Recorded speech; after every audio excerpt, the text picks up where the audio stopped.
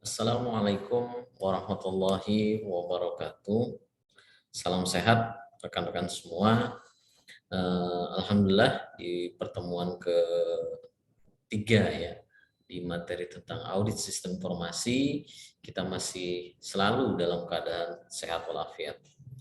Di pertemuan tiga ini saya coba akan menjelaskan tentang materi framework dari audit sistem informasi. Kita sama pahami ya bahwa framework yang kita gunakan dalam audit sistem informasi itu ada beberapa ya. Salah satunya adalah COVID. Kalau di pertemuan satu itu framework untuk audit sistem informasi itu ada 8 ya. Nah, dari ke-8 itu kita coba membahas lebih rinci tentang COVID ya. Nah, di materi COVID di pertemuan 3 dan 4 kita akan lebih spesifik membahas tentang COVID-4 dan COVID-5. Nah, di video pembahasan ini saya coba untuk mengulas, menjelaskan. Semoga rekan-rekan mahasiswa bisa apa ya ibarat menambah pengetahuan dari penjelasan tentang COVID tersebut. Mohon izin ya untuk share screen ya. Nah, di materi tentang pengantar COVID ini ya mungkin saya akan menjelaskan lingkup ya standar yang digunakan ya di dalam COVID-4. Apa itu COVID? Ya, COVID dirancang sebagai alat penguasaan IT yang membantu dalam pemahaman dan mengelola risiko, manfaat serta evaluasi yang berhubungan dengan IT. Ya, COVID punya kepanjangan ya Control Objective for Information and Related Technology. Ya, COVID sebuah kerangka kontrol TI. Ya, kita pahami ya, kita sadari juga bahwa saat ini penggunaan TI itu IT itu sudah hampir di banyak bidang. Nah, kenapa perlu dilakukan audit? Ya, kita sama mengetahui bahwa manfaat ya ini adalah evaluasi dalam mengelola risiko. Ya, dalam mengimplementasikan sebuah metode ya dalam penerapan IT ataupun penerapan aplikasi tentu akan mengundang risiko, ya kan? Risiko. Nah, bagaimana risiko itu bisa kita minimalisasi dan evaluasi? Maka kita menggunakan framework, ya, standarnya, ya standarnya. Nah, tujuan COVID Vision dan COVID Mission. Tujuan COVID adalah agar perusahaan mampu meningkatkan nilai tambah dalam bidang IT, dapat mengurangi resiko inherent yang ada di dalamnya. Nah, COVID Vision sebagai model, ya kan, rule. Tentu kita di dalam mengukur ya sebuah sebuah penilaian, tentu kita harus punya meter ya, satuan referensi. COVID Mission melakukan penelitian, pengembangan, publikasi dan promosi terhadap kontrol objektif dari teknologi informasi yang secara umum diterima di lingkungan internasional untuk pemakaian sehari-hari oleh manajer dan auditor. Ini audit mission. Pengertian COVID.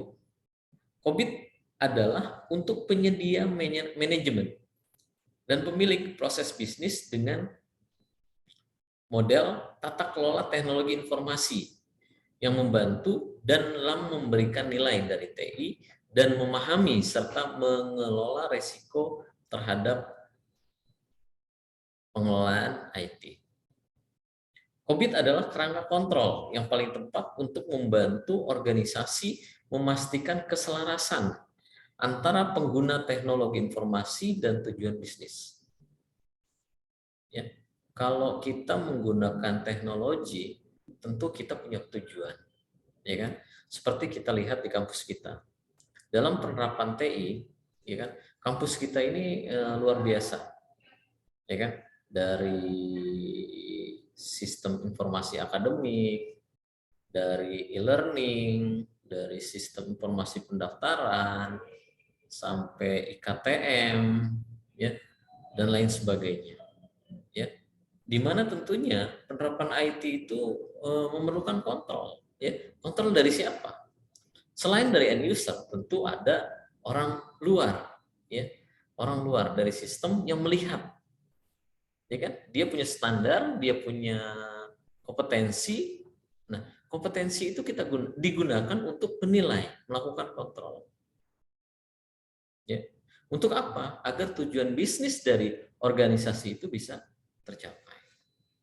Variabel adalah segala sesuatu yang berbentuk apa saja yang ditetapkan oleh peneliti untuk dipelajari, sehingga diperoleh informasi tentang hal tersebut, kemudian ditarik kesimpulan.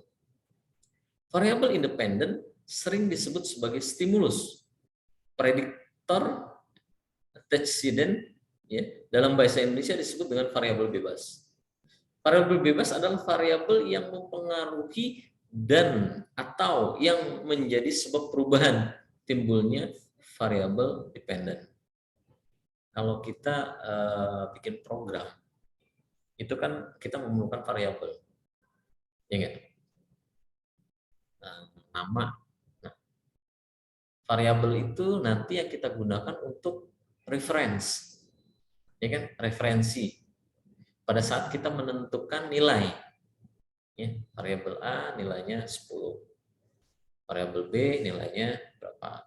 Nah, variabel-variabel itu, ya kan, nanti akan saling terkait.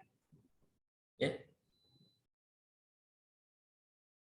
Nah, di dalam COVID-4 ya, ada domain, ya, yang kita sebut sebagai domain. Nah, domain ini mempunyai keterhubungan, ya, mempunyai keterhubungan yang bisa Anda lihat di dalam gambar.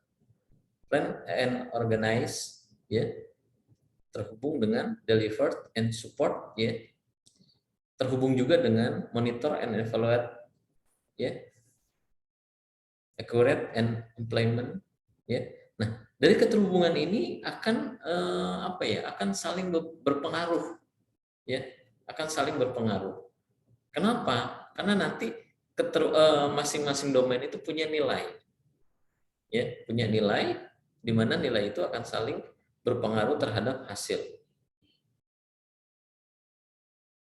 Nah, di dalam COVID-4 ada pengelompokan domain, ya, ada pengelompokan domain sebanyak 4. Yang pertama adalah perencanaan dan organisasi, plan and organize, atau disebut dengan PO.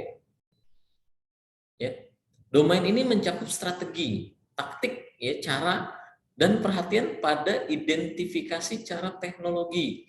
Informasi dapat berkontribusi terbaik dalam pencapaian tujuan bisnis. Ya. Yang kedua, perolehan dan implementasi, acquire and implement. Ya, EA, guna merealisasikan strategi teknologi, solusi teknologi perlu diidentifikasi, dikembangkan atau diperoleh, seperti halnya diimplementasikan dan diintegrasikan ke dalam proses bisnis. Penyerahan dan pendukung, delivered and support, DS, domain ini dihubungkan dengan penyampaian sesungguhnya layanan yang diperlukan. Monitoring, ya, monitoring and evaluate, ya. Semua proses teknologi informasi perlu secara rutin dinilai dari waktu ke waktu untuk kualitas dan pemenuhan dengan kebutuhan kontrol. Ya kan? Kalau kita bekerja, ya, baik secara pribadi, ya, secara status sebagai pekerja status sebagai mahasiswa, status sebagai dosen, status sebagai apapun, ya kita pasti dinilai. Ya, entah sebagai pertemanan pasti kita dinilai oleh teman, ya kan? Wah, si A orangnya seperti ini, sifatnya seperti ini, ya. Jadi mungkin cocok nih, gitu, ya kan? Nah, si bos, ya, si pimpinan, ya, pada saat dia akan mencari kandidat, ya, untuk dipromosikan, tentu dia akan melakukan evaluasi, ya, dalam hal ataupun hal lainnya. Ya. Nah, evaluasi ini untuk sebuah sistem, ya, sebuah aplikasi yang diterapkan dalam sebuah organisasi itu sangat penting. Kenapa? Untuk menguji efektivitas dan efisiensi. Ya kan? Dulu, ya, dikenal dengan pemrograman berbasis desktop. Ya kan? Seolah berkembangnya zaman, dievaluasi, oh ternyata desktop sudah tidak relevan. Berkembang berbasis web. Ya. Berbasis web tidak relevan kalau hanya berbasis satu gedung. Bisa diakses oleh luar, bisa diakses oleh banyak orang, bisa diakses oleh satu kota, oleh satu provinsi, oleh satu dunia. Ya, bisa saling terintegrasi antara sistem perusahaan A dengan perusahaan B karena ada simbiosis mutualisme, gitu kan? Bisa juga ada perkembangan. Yang pertama, perencanaan dan organisasi, subdomain PO. PO1, ya, menentukan rencana strategi TI. Ya. Ini adalah subdomain yang kita nanti konfirmasikan. Ya kan? Ada PO2 mendefinisikan arsitektur informasi. Yang ketiga, menentukan arah teknologi. Yang keempat, menetapkan proses TI, organisasi, dan hubungannya. Mengatur investasi TI, mengkomunikasikan tujuan dan arah manajemen. 7, mengelola sumber daya manusia. 8, mengatur kualitas. Yang ke-9, menaksir dan mengelola risiko TI. Yang ke-10, mengelola proyek. Yang ke-11, manajemen nilai TI. Nah, dari subdomain ini, ya, kita tinggal memilih subdomain mana yang ada kesesuaian dengan tempat ataupun lokasi kita mengumpulkan data. Tidak seluruh 11 subdomain ini kita gunakan. Ya. Tapi tidak juga sedikit yang kita gunakan. Disesuaikan. Ya, disesuaikan. Silakan. Kalaupun misalkan Anda memilih sebuah sistem, sistem itu kan punya subsistem, ya, seperti yang pernah saya sampaikan di beberapa pertemuan yang lalu, ya kan, ada sistem informasi rumah sakit, ya kan, itu kan bulat. Nah, subsistemnya apa? Sistem informasi pasien rawat inap, sistem informasi pasien rawat jalan, sistem apotek, sistem pendaftaran, sistem penggajian, sistem dokter, sistem pasien, dan seterusnya. Yang kedua, perolehan dan implementasi subdomain AI, ya. Pertama adalah mengidentifikasi solusi yang dapat diotomatisasi. Yang kedua, mendapatkan dan maintenance software aplikasi. Mendapatkan dan maintenance infrastruktur teknologi. Ya, mengaktifkan operasi dan penggunaan. Pengadaan sumber daya IT. Mengelola perubahan, instalasi dan akreditasi solusi, serta perubahan rata-rata domain AI. Nah, dari 7, ya, 7 subdomain AI, Anda bisa memilih, ya kan? Menentukan, silahkan mana kesesuaian yang cocok dengan yang ada di tema Anda. Yang ketiga, penyerahan dan pendukung, delivered and support, subdomain DS, ya, ada 13. Dari menentukan dan mengelola tingkat layanan, mengelola layanan dari pihak ketiga, mengelola performance, ya, dan kapasitas, menjamin layanan yang berkelanjutan, menjamin keamanan sistem, mengidentifikasi dan mengalokasikan dana, mendidik dan melatih pengguna, mengelola service desk dan insiden, mengelola konfigurasi, mengelola permasalahan, mengelola data, mengelola lingkungan fisik, mengelola operasi. Nah, dari 13 subdomain DS ini, nah silakan Anda tentukan yang cocok, ya, yang nyambung dengan tema, ya, dari objek atau mitra penelitian. Yang keempat, monitoring, ya, ME ada 4. Satu, mengawasi dan mengevaluasi performa TI. Yang kedua, mengevaluasi dan mengawasi kontrol internal. Yang ketiga, menjamin kesesuaian dengan kebutuhan eksternal. Yang keempat, menyediakan IT governance.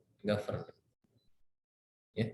Nah, keempat hal ini, ya, nanti tinggal Anda cocokkan, ya, cocokkan, ya, cocokkan, di mana masing-masing ini akan saling berpengaruh, ya, di mana, ya, tadi sama-sama sudah kita bahas, COVID ini adalah salah satu metodologi yang memberikan kerangka dasar dalam menciptakan sebuah teknologi informasi yang sesuai dengan kebutuhan organisasi, dengan tetap memperhatikan faktor, ya, yang mempengaruhi framework, kontrol objektif, manajemen guidelines, maturity models, ya kan?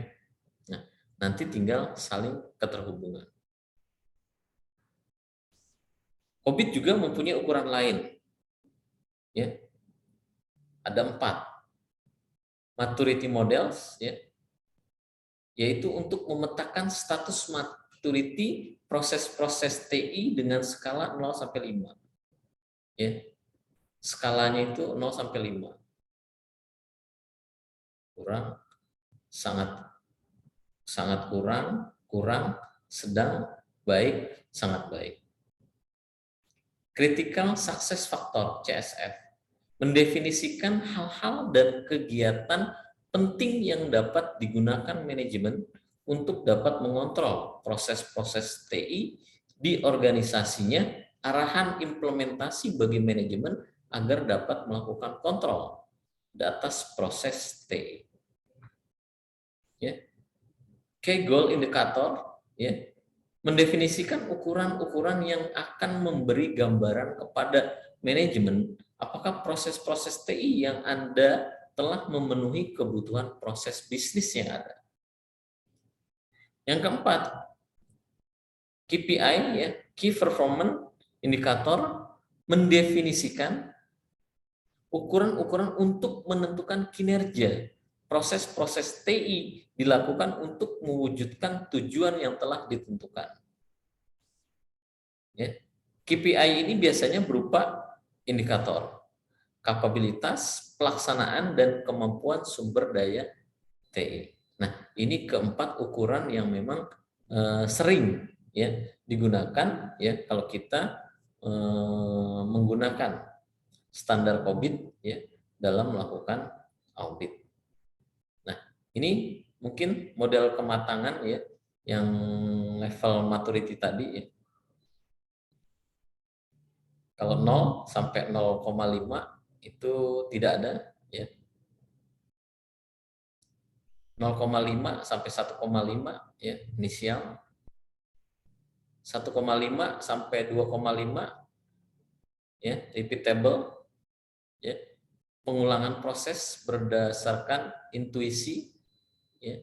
2,5 sampai 3,5 proses telah didefinisikan, ya kan? 3,5 sampai 4, ya, dikelola dan terukur. 4,5 sampai 5 optimalisasi. Ya, indeks kematangan dari sebuah sistem kalau menggunakan standar COBIT. Ya. Framework COBIT ya, dari IT resource ya, IT proses ya. Nanti ini adalah apa namanya goal ya, apa tujuan ya, efektivitas, efisiensi ya, integrity, availability ya, sampai information reliability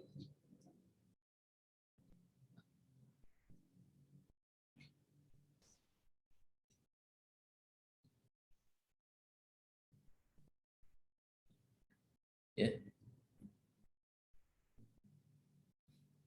Nah, COBIT 4 dari level kematangan ini membantu menyokong pengembangan kebijakan yang jelas. Ya, kalau hasilnya adalah 3,5 sampai 4,5 maka terukur. Ya, tapi kalau sudah 4,5 sampai 5 maka sudah optimal. Ya kan? Di mana COBIT ini dirancang untuk mendukung pertama, manajemen eksekutif dan dewan direksi, bisnis dan manajemen teknologi, pengelolaan, asuransi, pengendalian, security, profesional. Ya, itu pada materi di pertemuan 3 yang kaitannya dengan COBIT 4. Ya, mudah-mudahan penjelasan saya ya bisa menambah ya pemahaman Anda ya tentang materi di audit sistem informasi. Ya, dari eh, saya cukupkan. Ya, jika ada pertanyaan, ya kita sambung di grup, ya di grup WA. Ya, silakan ajukan pertanyaan, ya dengan menulis ya apa pertanyaannya. Insya Allah nanti kalau bisa saya jawab, langsung saya lakukan, saya berikan jawaban. Ya. Mungkin itu dari saya, kurang lebihnya mohon maaf. Billahi taufiq wal hidayah. Wassalamualaikum warahmatullahi wabarakatuh. Salam sehat.